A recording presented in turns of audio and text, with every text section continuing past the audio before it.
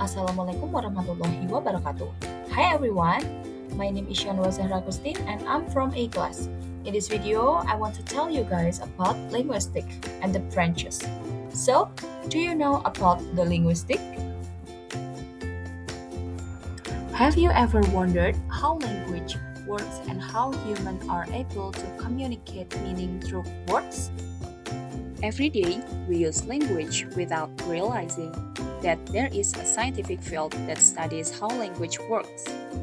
This field is called linguistics. Linguistics is the scientific study of language. It is a field that focuses on understanding how language works as a system and how humans use language to communicate ideas, thoughts, and emotions. Unlike everyday grammar rules that tell us how language should be used, linguistics studies language descriptively, meaning it observes and analyzes how language is actually used in real life. The word linguistics comes from Latin words or lingua, which mean tongue or language.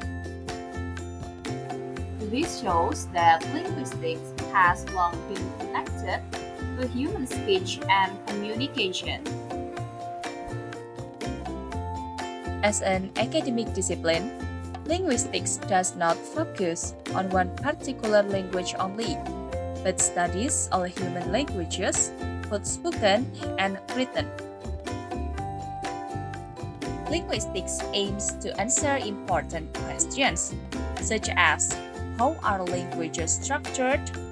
How do people create meaning to words and sentences?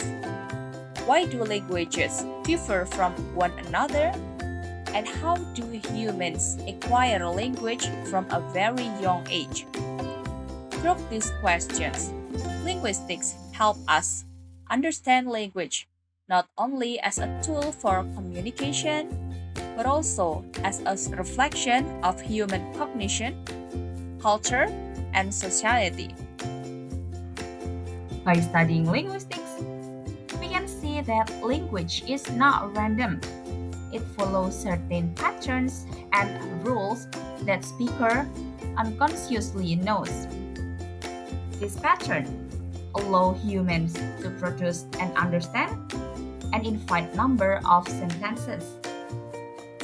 Therefore, linguistics play an important role in understanding how language functions and why it is such a unique characteristic of human beings.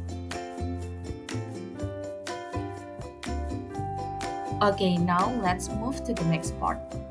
Linguistics is the scientific study of language. It studies how language is structured, how it used, and how it functions in human communication. Linguistics is divided into several main branches. One is phonetics and phonology. Study speech, sound, and how they are produced and organized. The second is morphology. Morphology focuses on the structure of words and how words are formed from smaller units called morphemes. Third is syntax. To study how words are arranged into phrases and sentences. The next is semantics. Deals with meaning in language. And the last is pragmatics. Examines how meaning is influenced by context and situations. Okay, those are the each brand help us to understand language from a different perspective. In the next section, we will focus on morphology as one of the core branches of linguistics. Morphology is a major branch of linguistics that focuses on the internal structure of words. It studies how words are formed, how they are organized, and how meaning is expressed through words forms. In daily communication, People often use complex words without realizing that these words are made up of smaller meaningful units. Morphology helps us understand that words are not created randomly, but are constructed according to systematic rules and patterns. Through morphology, we can see how language allows humans to communicate ideas clearly and effectively. Example: unhappy, books, and teacher.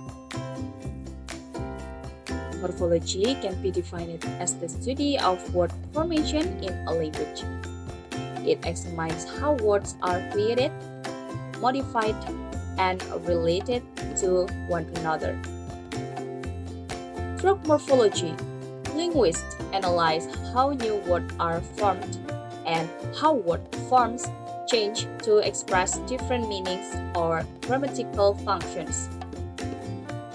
This branch of linguistics helps explain how languages expand their vocabulary and maintain consistency in meaning. For the example, play become played and happy become happiness. A morpheme is the smallest unit of language that carries meaning.